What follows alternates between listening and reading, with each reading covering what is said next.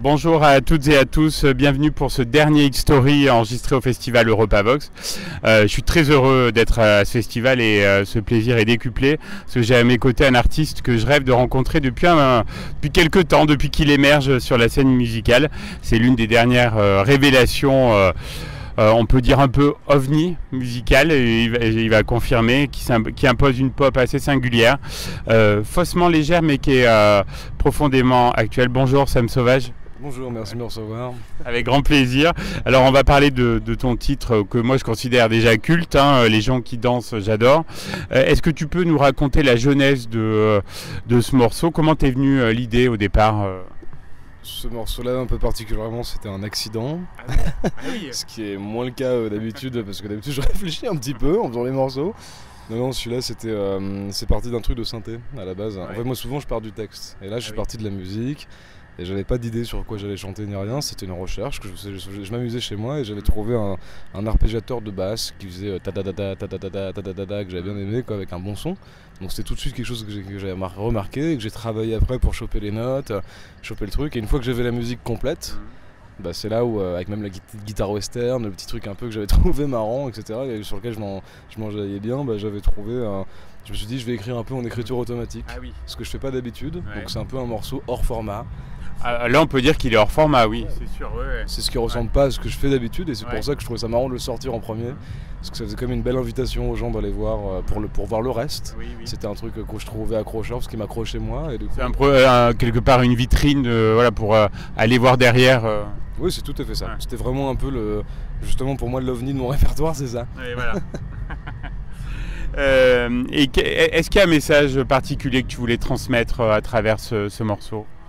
Bah, celui-là, pas spécialement de message sincère, c'est plutôt parce que d'habitude j'ai des histoires dans les chansons et là c'était plus un truc d'écriture automatique où en fait je décrivais ce qu'il y avait devant moi et par contre finalement après j'ai trouvé un sens quand même un peu a posteriori dans cette chanson, c'est-à-dire je me suis dit que c'était une invitation un peu à aller soi-même.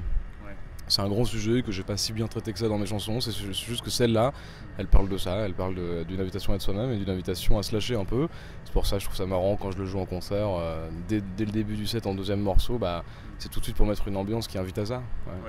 Ouais, sur scène il doit être hyper efficace, non? Ça dépend des jours, ça dépend des moments. C'est ça qui est intéressant avec ce morceau, c'est qu'on capte le public avec ça et on voit ce qu'il attend aussi. Parce que chaque soir n'est pas la même chose, la salle n'est pas la même, quand on joue en extérieur c'est pas la même chose, quand les gens nous connaissent c'est pas la même chose, quand c'est des gens qui ne nous connaissent pas c'est pas la même chose non plus. Donc c'est un morceau température, c'est un morceau où on vient chercher les gens, on voit comment ils réagissent et puis on les invite dans le monde qu'on a envie de leur donner. Maintenant après on les force jamais, hein, mais souvent avec ce morceau là ça se passe bien. Le clip aussi est très efficace. Comment tu as travaillé là sur cette réalisation? Bah moi je suis très peu dans le visuel, j'ai besoin de m'entourer pour ça. Je suis vraiment musique, texte et après le reste pour le visuel j'ai toujours été une grande catastrophe. Ah oui, d'accord.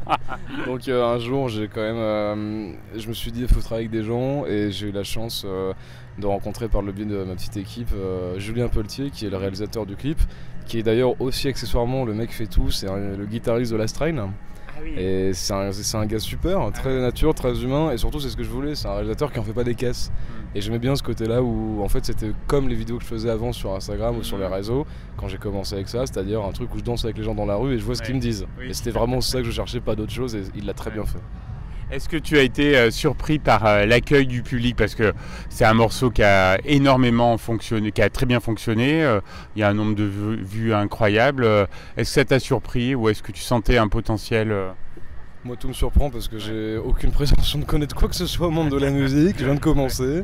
Enfin je viens de commencer, même si ça fait 9 ans que je fais de la musique, ça fait 1 an et demi qu'il se passe un peu plus de choses, que je découvre aussi le monde qu'il y a derrière, parce que les gens qu'il y a derrière, tout ça, comment le public s'atteint, comment il réagit aussi. C'est un peu une grande question et puis à la fois j'essaie de pas trop me la poser sinon ça me stressait. Moi c'est un morceau que j'ai bien aimé, que j'avais testé sur les réseaux. Oui, les réseaux ont joué quand même un rôle important pour ce morceau. Oui c'est ça, les réseaux ils ont plein d'inconvénients, je pourrais vous en lister pas mal, mais ils ont aussi quelques avantages qui en font partie, c'est-à-dire de rencontrer les gens et d'avoir ce premier accueil sur ce morceau-là qui était assez délirant. Donc le morceau figure sur ton EP éponyme qui est sorti il y a quelques semaines. Tu es fier de ce bébé? Je suis content de le sortir parce que ça faisait un moment que je voulais sortir les chansons. j'ai pris le temps, c'est le moins qu'on puisse dire. C'est bien aussi hein, de prendre le temps. Bah oui, faut pas céder aux sirènes des réseaux sociaux. Oui, justement, faut pas céder à la petite flamme qui se met alors qu'elle n'est pas grand chose. Il faut céder surtout à son envie, je pense. Et moi, mon envie, c'est que je l'ai sorti au bon moment pour moi. Et surtout, je suis content des chansons qu'il y a dedans parce que j'ai l'impression d'avoir trouvé une espèce de singularité. Ouais. C'est-à-dire, ce qu'un artiste recherche par définition, c'est ça. C'est être lui-même et à faire un truc qui ressemble à rien d'autre. Alors, je dis pas que mon truc ressemble à rien d'autre, il ressemble à des tas de choses. Mais c'est juste qu'au moins, là, je suis sûr que c'est moi. Oui, complètement. Et puis, il y a d'autres morceaux hein, qui ont bien fonctionné aussi, qui ont plu au public. Ouais, c'est ça. Il y a des morceaux où les gens en parlent encore aujourd'hui en envoyant des messages, en commentant ce qui se passe, etc. Et surtout en concert. Hein. Je veux dire, en concert, les gens accueillent bien les morceaux. Il y a une espèce d'euphorie pour moi par rapport à ça.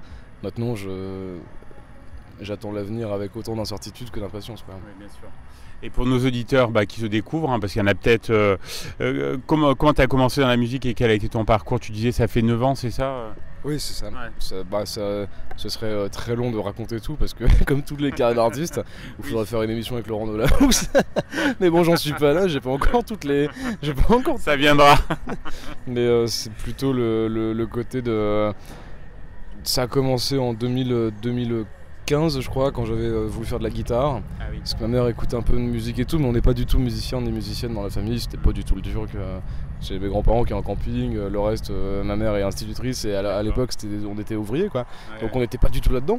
Ouais. Et moi je sais pas, j'avais besoin d'exister, j'avais besoin de trouver une raison de vivre, etc. À l'adolescence quand on a plein de boutons d'acné et qu'on galère un peu avec toutes les relations sociales, on se dit qu'on va se trouver quelque chose pour vivre. Ouais. Et moi c'était la place de musicien, ça a pris 9 ans pour le faire, c'est-à-dire que j'ai appris la guitare. Au début c'était Bob Dylan, après j'ai fait un groupe de rock, un peu classiquement. Et puis après je me suis retrouvé tout seul, je me suis fait virer de mon groupe de rock parce que je faisais pas de métal et qu'ils voulaient du métal. Et après du coup j'ai fait route solo et voilà. Pour faire un gros résumé de tout ça. Bien résumé. Alors on sent que tu es vraiment fait pour la scène. Est-ce que c'est ce que tu préfères au final? Ou il y a d'autres attraits dans la musique J'aime tout ce que je fais dans la musique. Peut-être pas l'administratif, mais en tout cas en dehors de l'administratif, parce que je suis encore une calamité pour ça, mais comme plein d'artistes. J'aime tout ce que je fais dans la musique, je considère que c'est une chance de faire ce métier-là. Je vais pas commencer à m'en plaindre demain, même s'il y a des inconvénients comme dans tous les métiers, mais celui-là il est quand même particulièrement confortable. C'est une chance que les gens me donnent, et surtout il y a un truc avec la scène, en effet, qui est un peu au-dessus de tout ça. Même si j'adore écrire des chansons, j'adore mes moments chez moi, dans mon petit studio, home studio, dans ma cuisine, c'est chouette, c'est ma création. Donc c'est de là où tout part. Mais le meilleur moment, c'est là quand on est à Clermont-Ferrand, alors qu'on n'y est jamais encore allé et qu'on est en train de jouer les morceaux qu'on a fait dans sa cuisine pour 1000 personnes. C'est énorme ça, ouais. Bien sûr, c'est pour ça qu'on fait ça, on va pas se mentir. Alors un petit mot sur ce festival EuropaVox, tu en avais entendu parler forcément? Bien sûr, ouais. Nous, ce qui est marrant, c'est qu'on a remplacé un artiste qui est pas venu, une artiste pardon, qui s'appelle Spiltab, et ils ont annulé, il s'est passé quelque chose et on nous a appelé lundi. C'est chaud, hein. Et on a dit bah ok, grave. Donc voilà, c'était vraiment de la minute à la minute et on s'est retrouvé à faire ça. Et moi je connaissais bien EuropaVox, j'avais vu un peu les programmations. Je pouvais pas y aller parce que c'était un peu loin, il y avait une programmation, tout ça, je pouvais pas venir quoi. Moi j'avais des dates de base et tout, et finalement là on n'a pas de date. Donc ça tombait bien au final. C'est ça, et franchement quel accueil quoi, les gens sympas, l'équipe technique super, etc. Ça a été un beau moment et on s'en souviendra je pense. Dernière question, Sam Sauvage, quels sont tes projets là pour la fin de l'année, pour le deuxième semestre? Est-ce que il y a des choses en cours dont tu peux nous parler? Ouais, surtout il y a une tournée déjà, oui, voilà. Parce que pour parler de concert, ce qui me plaît le plus, c'est qu'il y a une tournée qui commence, là on fait les festivals cet été, là on fait un peu les francopholies, on a une première partie des Sparks, on a des trucs comme ça. Ah, sympa ça. Ouais, c'est chouette. Ah, ouais. On fait 14 rêves de gosse à la minute, c'est assez dingue. Et puis à partir de septembre, on part en tournée, on sera 4 sur scène. Donc là ça va changer, parce que là pour l'instant on est à 2 avec mon guitariste Corentin Gogolevski. Et là on va avec Dorian et David qui seront la batteuse et le bassiste. Et ça va vraiment être une vraie équipe comme moi j'ai imaginé cette musique-là, c'est-à-dire jouer par des humains à 4. Malgré que toutes les conditions nous poussent à ne pas faire ça, mais on le fera quand même. Et puis là forcément je travaille sur la suite de la discographie. Un album ou pas plus complet, ou un autre EP? Si possible 10 albums. Mais pas tout de suite, moi j'ai plein de chansons. Après des bonnes, c'est là où la question se pose, mais en tout cas j'ai envie de les sortir. Et puis ça va venir très rapidement pour l'année prochaine je pense. Très bien, on te souhaite beaucoup de bonheur en tout cas pour les prochaines semaines.